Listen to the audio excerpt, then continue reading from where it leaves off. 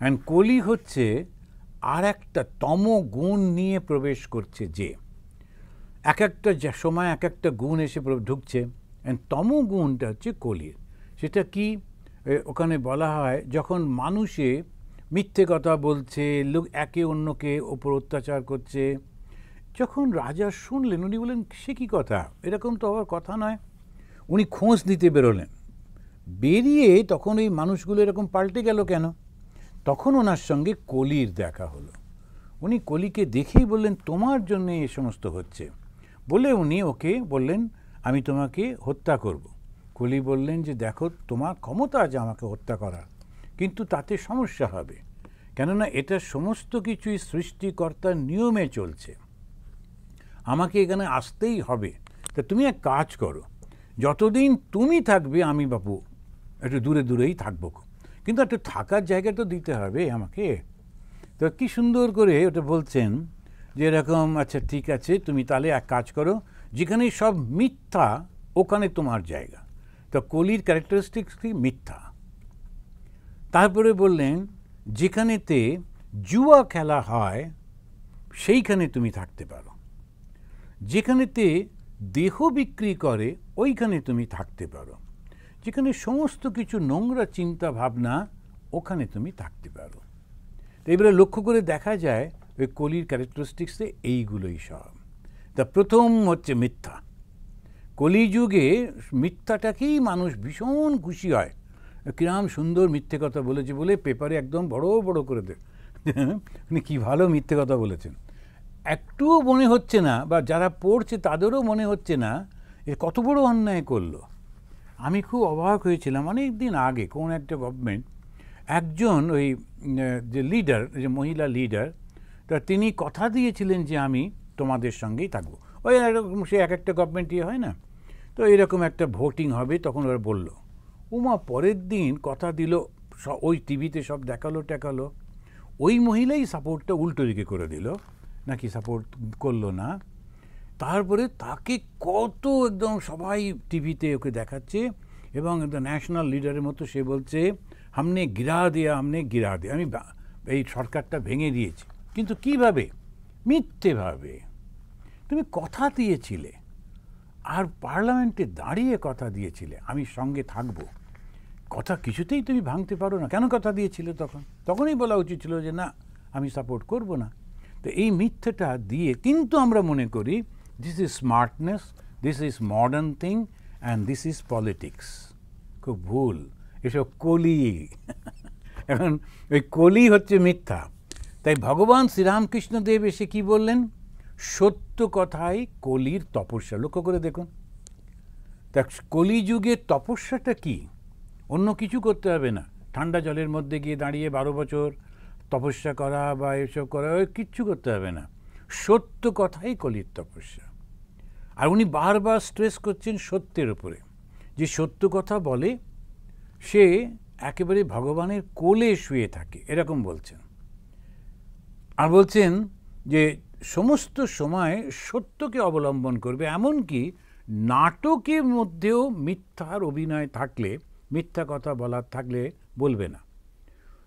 ওনারই এক শিষ্য, যুবক শিষ্য, যেমন পরবর্তীকালে খুব বিখ্যাত রাজা মহারাজ স্বামী ব্রহ্মানন্দ, উনি রাখাল তাঁর নাম ছিল।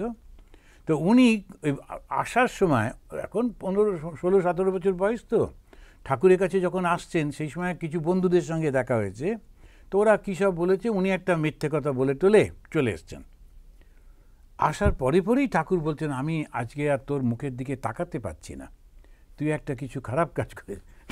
রাখাল মাঝ খুব ভয় পেয়ে গেছেন, কী খারাপ কাজ, কী। আর পরে মনে পড়লো যে ওই বন্দুকগুলোকে উনি তিনি বললেন খেলার ছলেও মজার ছলেও মিথ্যা বলবি না। এখন এই যে মিথ্যা বলবি না, তার কারণ কি? কেন শ্রীরামকৃষ্ণের সঙ্গে আবার সত্যযুগ শুরু হচ্ছে। স্বামী বিবেকানন্দ বললেন যেদিন থেকে ভগবান শ্রীরামকৃষ্ণের আবির্ভাব হয়েছে সেই দিন থেকে সত্যযুগের সূচনা হয়েছে। তা যারা ভগবান শ্রীরামকৃষ্ণের আরাধনা করেন, তাঁর দর্শনকে অনুসরণ করেন, তাঁর আদেশে জীবনযাপন করেন, তারা সবাই কিন্তু সত্যযুগের অনুসারী। We are the ushers of the Satyayug. আমরা জানি না, বুঝতে পারি না, কিন্তু সত্যি কথা আমাদের একটা বিরাট বড় দায়িত্ব, সেটা হচ্ছে এই সত্য যুগকে আমরা আবার নিয়ে আসছি এই পৃথিবীতে, এবং আসবে। কেননা স্বামীজি বলেছেন এবং ঠাকুর, এই বালক সে বলছেন যে তার ব্রাহ্মণের অভিশাপে মৃত্যু মুখে পতিত হবে। ওই গল্প আমরা পরে আসবো আবার সেখানে। মৃত্যুবয়হীন যুবক রাজা পরীক্ষিত সর্বস্ব ত্যাগ করবেন এবং মৃত্যুর জন্যে অপেক্ষা করবেন। এই একটা খুব সুন্দর করে ওরা বলছেন সেই ব্রাহ্মণরা, তিনি সমস্ত ত্যাগ করে মৃত্যুর জন্যে অপেক্ষা করবেন। স্বামীজি বলছেন যে সন্ন্যাস কাকে বলে? যে মৃত্যুকে ভালোবাসে, সেই হচ্ছে সন্ন্যাস। অর্থাৎ মানে আমার বলে কোনো কিছু তো নেই এই জগতে, সুতরাং আমি কার জন্য অপেক্ষা করব, কিসের জন্যই বা আমি দুঃখ করব? কোনো টান নেই কোনো কিছুর প্রতি, সেটাই তো হচ্ছে সর্বস্ব ত্যাগ। ত্যাগ মানে আমি বোধ যখন থাকছে না, তখন আমার এই জগৎ, এই বোধটাও তো থাকছে না। এবং সেটা থেকেই স্বামীজি বলেছেন যে সন্ন্যাস মানে হচ্ছে মৃত্যুকে ভালোবাসা। তার মানে এই নয় গিয়ে আত্মহত্যা করতে হবে। মৃত্যুকে ভালোবাসা মানে যখন মৃত্যু আসছে তখন সে কোনো ভয় পাচ্ছে না, তার কারণ সে জানে আমি অজর, অমর, আমি অক্ষয়, আমার মৃত্যু হচ্ছে না। মৃত্যু হচ্ছে আমার পরিবর্তন হচ্ছে আমার এই শরীরটার। তা ওইভাবে যে চিন্তা করে রাজা পরীক্ষিত, তাকে কেন ব্রাহ্মণ অভিশাপ দিছিল ওই একটা গল্প আছে, ঘটনা আছে, কিন্তু ঘটনাটার পরেই যেটা, যখন সবাই চিন্তা করছে, বিরাট সমস্ত যে যেখানে ছিলেন সব এসে বসলেন রাজা পরীক্ষিতের কাছে। এই যে সুত যে গল্প বলছে, ও ওখানে গেছিল শুনতে, এবং সেইখানেতেই প্রথম ভাগবত প্রচারিত হয়েছিল সুখদেবের মুখে। এই যে ভাগবত আমরা পাঠ করছি, তো ওইখানেতেই উনি একটা ছোট্ট কুটির বানিয়ে নদীর ধারে অপেক্ষা করতেন, ভগবানকে স্মরণ করতেন, ধ্যান করতেন, মৃত্যুর অপেক্ষা করছেন। মৃত্যু 7 দিন পরে আসবে, কেন না ওই ছেলেটি অভিশাপ দিছিল। এবারে সবাই এসে বসেছে, কেন এনাকেই ভগবান বিষ্ণু মাতৃগর্ভে রক্ষা করেছিলেন। আবার ওই মৃত্যু আসছে, নিশ্চয়ই ভগবান বিষ্ণুর আবির্ভাব হবে, হয়তো বা কৃষ্ণ ভগবান আসবেন, তাই দেখার জন্যে যে যেখান থেকে পেরেছে এসে বসে আছে। কিন্তু সেসব কিচ্ছু হলো না। কি হলো কিন্তু ভগবত পাঠ, ভাগবত যেটি, সেইটি সবার কাছে পৌঁছল। কি সেই ভাগবতে বলছেন যে ভগবানের লীলাতে সবাই অংশগ্রহণ করেছে, তিনি নিজেই বিভিন্ন হয়েছেন। যে ঠাকুর বলতেন, তিনি সাপ হয়ে কামড়ে দেন, বিষ ঢালেন, আবার ওঝা হয়ে সেই বিষটাকে তিনি আবার ঠিক করে দেন। তা এই সমস্ত কিছু ভগবান নিজেই হয়েছেন। তিনি খারাপ লোক হয়েছেন, ভালো লোক হয়েছেন, তিনি ব্রাহ্মণের অভিশাপ হয়েছেন, তিনি আবার এসে বুঝিয়ে দিচ্ছেন। কিন্তু এই মৃত্যু ভয়হীনতা, এইটি শেখাবার জন্যেই ভাগবতের আসল। ভাগবত মানে হচ্ছে ত্যাগ। ঠাকুরের এই গল্পগুলো খুব সুন্দর। তা এক ব্রাহ্মণ, সে রোজ একটা ভাগবত বই নিয়ে এসে রাজার কাছে বসতো, এসে বলতো, রাজা তোমাকে একটু ভাগবত শোনাবো। রাজা বলতো, আচ্ছা বেশ করো। তখনকার দিনে তো এই পণ্ডিতদেরকে সম্মানও করতেন। তো পণ্ডিত গড়গড় করে খানিকটা ভাগবত পড়তো, নিজের মতো করে ব্যাখ্যা করতো, করে টোরে তারপরেতে খুব একটা বলতো রাজা বুঝেছ? রাজা বলতেন, তুমি আগে বোঝো। তখন তো ব্রাহ্মণের একটু বেশ অভিমানে লাগতো, আরে আমি ব্রাহ্মণ, আমি এত পড়েছি ভাগবত, ঠিক উচ্চারণ করতে পারি, শ্লোক মানেগুলো সব জানি, আবার আমাকে বুঝতে বলছে কেন? তা কিন্তু রাজা তো ওর কথা বলতে কিছু পারতো না, গঁজ করতে করতে বাড়িতে আসতো। রাজা ওকে কিছু অর্থ দিতেন ওইটার বদলে। তো এই করতে করতে একদিন এসে হঠাৎ করে ওই সন্ধেবেলায় বসে বসে খুব করে ঠাকুরের কাছে কাঁদছেন, রোজ রাজা আমাকে অপমান করে, আমি গরিব ব্রাহ্মণ, তাই বাধ্য হয়ে পড়তে যাই, কিন্তু রোজ রাজা আমাকে অপমান করে, আমার ভালো লাগে না।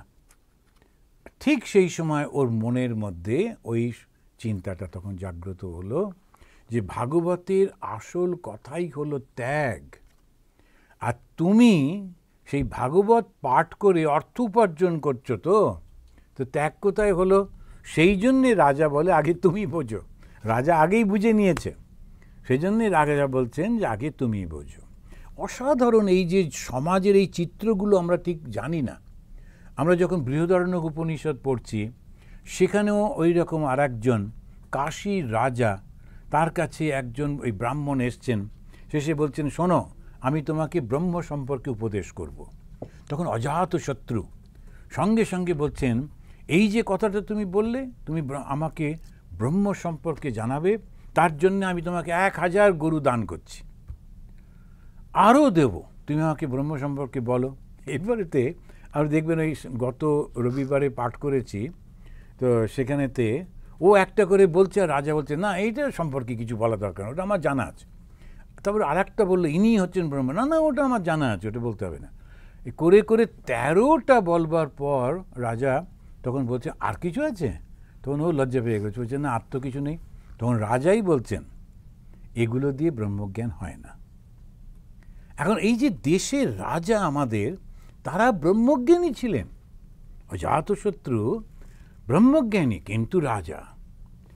আমাদের এই যে রাজা কনসেপশন, রাজা মানে সেজে গুজে শুধু ঘুরে বেড়াবো, তারপরে এই করবো, তারপরে এরকম কিন্তু না। অত্যন্ত জ্ঞানী পুরুষ ছিলেন, ত্যাগী পুরুষ ছিলেন, এবং সঙ্গে সঙ্গে অ্যাডমিনিস্ট্রেশনটাও খুব ভালো বুঝতেন, আর খুব ভালোবাসার সঙ্গে কাজটা করতেন বলে সকলেরই কল্যাণ হতো।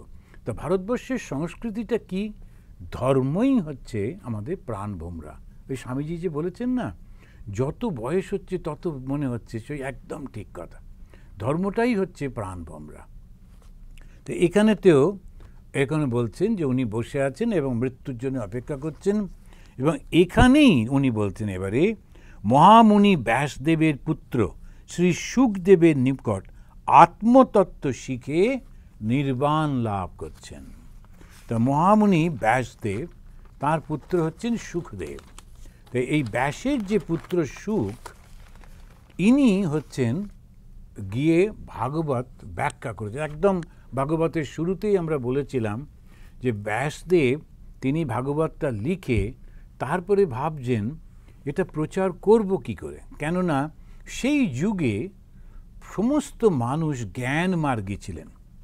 জ্ঞান আর কর্ম এই দুটোই ছিল পথ। কর্মটা কি? কর্ম মানে যাগযজ্ঞ, আর জ্ঞান মানে বিচার। তো দুটোই করতেন। তখন এই প্রকৃতির ওপরে কন্ট্রোল আনবার জন্যে, প্রকৃতিকে কেমন করে, প্রকৃতির নানান রকম শক্তিগুলোকে ওরা মন্ত্রের সাহায্যে তারা ক্ষমতা আয়ত্ত করতেন, এবং সেইটা করতে তাকে বলা হতো কর্ম। কিন্তু কর্মেতে বন্ধন হচ্ছে। যেমন দশরথের পুত্র হচ্ছে না, তখন ঋষিদের ডাকলেন, ঋষিরা এসে মন্ত্র উচ্চারণ করে তখন অগ্নি থেকে তারা একজন কেউ এলেন, এবং সেখানে তাদেরকে একটু বলা, যেমন গল্পতে বলা হচ্ছে যে পায়েস খেতে দিলেন। দশরথ তখন তার 3 রানীর মধ্যে ওই পায়েসটা ভাগ করে দিলেন। তখন ওই ছোট রানী যে তিনি একটু ওই খুব একটা শ্রদ্ধার সঙ্গে খাচ্ছিলেন না, তো খেতে গিয়ে একটু পড়ে গেল হাত থেকে। তখন একটা পাখি সেটা মুখে করে নিয়ে উড়ে যাচ্ছিল। ইন্দ্র সেটা লক্ষ্য করে বললেন, আরে এটা ভয়ঙ্কর, খুব গোলমাল হয়ে যাবে পাখিটা যদি ওটা খায়, কেননা ভগবান বিষ্ণুর শক্তি ওর মধ্যে। শিগগির তুমি ওই বায়ু দেবতাকে বললেন, ওইটা তুমি ওই পাখির থেকে নিয়ে তারপরে তুমি আমার কাছে এসো। তখন হাওয়া যখন সেই বায়ু দেবতা পাখিটাকে গিয়ে পাকড়ে তার থেকে ওটা নিয়ে নিলেন, নিয়ে বললেন এবার আমি এটা কি করব? তখন বললেন তুমি আর একটা ওই দেখো পর্বত, ওইখানে চলে যাও, দেখো একজন মহিলা ওখানে বসে তপস্যা করছেন, ওর হাতে এই পায়েসটা দিয়ে দাও, ও পুত্র সন্তানের জন্য তপস্যা করছে। তো সেই পায়েসটা গিয়ে ওর হাতে দিল। তিনি হলেন আমাদের পবনপুত্র হনুমান। আসলে তিনিও এই বিষ্ণুরই অংশ। তো এই যে ভগবান বিষ্ণু তার নিজের শক্তি ওই পায়েসটার মধ্যে দিয়ে এরপরে তিনি 3 মাকে দিলেন। 3 মা তো খেলেন, এবং রাম লক্ষ্মণ ভরত শত্রুঘ্নরা হলো। কিন্তু পায়েসের আর একটা অংশ চলে গেল অঞ্জনার কাছে। সেই অঞ্জনা ওইটি খেয়ে তার যে সন্তান তিনিই হচ্ছেন মহাবীর। ওই জন্য লক্ষ্য করে দেখবেন রামায়ণে ওরা যখন প্রণাম মন্ত্রটা বলছে, ওম শ্রী শ্রী সীতা লক্ষ্মণ ভরত শত্রুঘ্ন হনুমৎ সমেত শ্রী রামচন্দ্র পরব্রহ্মণে নমঃ। এখন ওদের বংশের মধ্যে হনুমান ঢুকে পড়লেন কি করে? আসলে হনুমানও ওই একই শক্তিতে শক্তিমান। তো এইরকম অসাধারণ সমস্ত এই কাহিনীগুলো তাই বলে চলেছেন, গল্প বলছেন নৈমিষারণ্যে। সেখানে ওই ঋষিদের কাছে শৌনক তারা সব বসে বসে শুনছেন। তা আসুন আজকে আমরা ওই 3 বার শান্তি বলে শেষ করি। ওম শান্তি শান্তি শান্তি। হরি ওম তৎসৎ। শ্রীরামকৃষ্ণার্পণমস্তু।